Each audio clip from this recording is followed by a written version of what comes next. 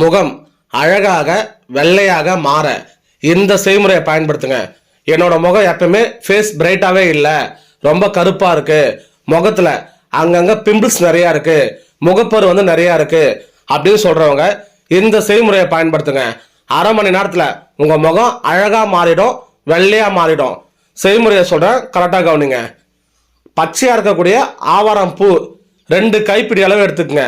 நிழல்ல காய வச்சு அதை நல்லா இடிச்சு பவுடர் ஆக்கிடுங்க.